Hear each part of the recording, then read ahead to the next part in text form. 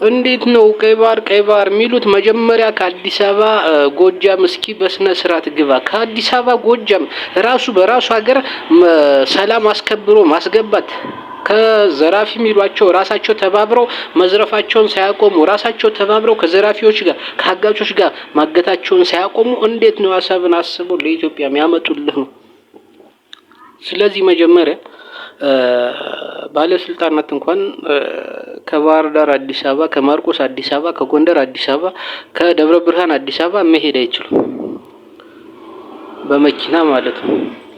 በሄሊኮፕተርም ሲመጡ ምን ያክል ከ5 እና ከ6 ኪሎ ሜትር በላይ ለአይን በማይታዩበት ሁኔታ ወደ ላይ ርቀው ነው በሄሊኮፕተር እንኳን የሚያርፉት።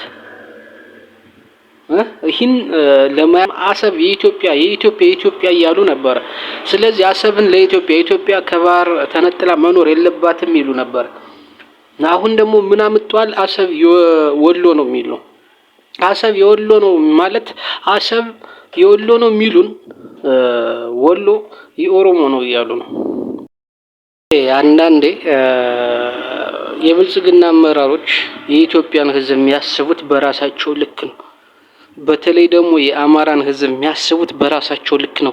አዎ በዚህ አስተሳሰባቸው ትክክል የሚሆኑበት ሁኔታ አለ። ምክንያቱም ከ30 ዓመት በላይ አንዳንድ በጣም በአራቱም በጎጃም፣ በጎንደርም፣ በወሎም፣ በሸዋም ከትምህርት ገበታ ውጭ እንዲሆን የተደረገበትም አማራ ለዚህ ነው። አሁን እምነቱ ነበር የቀራቸው።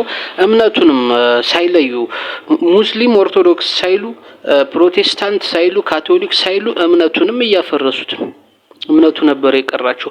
በትምህርት ግን ሰርተውበታል። ምክንያቱም በኢህአዴግ ጊዜም አሁንም አብዛኛው የአማራ ክልል አካባቢዎች ከትምህርት ገበታ በራቁ ሰዎች ነው የሚማረው። ከትምህርት ገበታ በራቁ ሰዎች ከትምህርት ገበታ የራቀውን ማህበረሰብ በዚህ አይነት ሁኔታ ነው የሚማረው። ስለዚህ በዚህ ሁኔታ የነበረን ማህበረሰብ እንደዚህ አይሆንም፣ ይሄ ከዚህ ችግር ውስጥ አይገባም ብሎ ማሰቡ ትንሽ የሚከብድ ነው። እሺ አሁን ስለ አሰብ ይወራል። አሰብ የኦሮሞ ነች እያሉ ነው። ምክንያቱም አሰብ የኢትዮጵያ እያሉ ነበር። ስለዚህ አሰብን ለኢትዮጵያ ከባህር ተነጥላ መኖር የለባትም ይሉ ነበር። አሁን ደግሞ ምን አምጧል? አሰብ የወሎ ነው የሚለው። አሰብ የወሎ ነው ማለት አሰብ የወሎ ነው የሚሉን ወሎ የኦሮሞ ነው እያሉ ነው። የዛሬ ዓመት ኢሬቻን ቀይ ባህር ላይ ነው የምናከብረው እያሉ እየደነፉ ነው። ስለዚህ በዚህ የሚታለል በተለይ እኔ የሚመለከተኝ አማራው ስለሆነ ኢትዮጵያን ካለ የሚሰማ ካለ ይስማ። ነገር ግን አማራው ስለሆነ የሚመለከተኝ ይሄ የሚመለከተው ይሄ ማወቅ ያለበት አማራ ሁሉ አጉል መስዋዕትነትና አጉል መሾድ የለበትም። ምክንያቱም እንዴት ነው ቀይ ባህር የሚሉት? መጀመሪያ ከአዲስ አበባ ጎጃም እስኪ በስነ ስርዓት ግባ። ከአዲስ አበባ ጎጃም ራሱ በራሱ ሀገር ሰላም አስከብሮ ማስገባት ከዘራፊ የሚሏቸው ራሳቸው ተባብረው መዝረፋቸውን ሳያቆሙ ራሳቸው ተባብረው ከዘራፊዎች ጋር ከአጋቾች ጋር ማገታቸውን ሳያቆሙ እንዴት ነው አሰብን አስበው ለኢትዮጵያ የሚያመጡልህ ነው?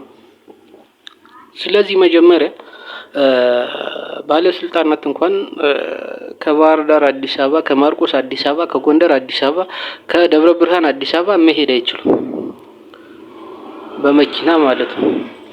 በሄሊኮፕተርም ሲመጡ ምን ያክል ከ5 እና ከ6 ኪሎ ሜትር በላይ ወደ ላይ ወጥተው ነው ለአይን በማይታዩበት ሁኔታ ወደ ላይ ርቀው ነው በሄሊኮፕተር እንኳን የሚያርፉት። ይህን ለማያቅ ሰው ሊሸውዱ ይችላሉ። ነገር ግን በዚህ ሁኔታ ባለስልጣናት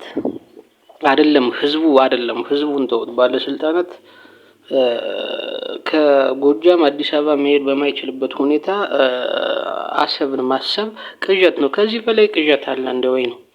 ከዚህ በላይ ቅዠት አለ?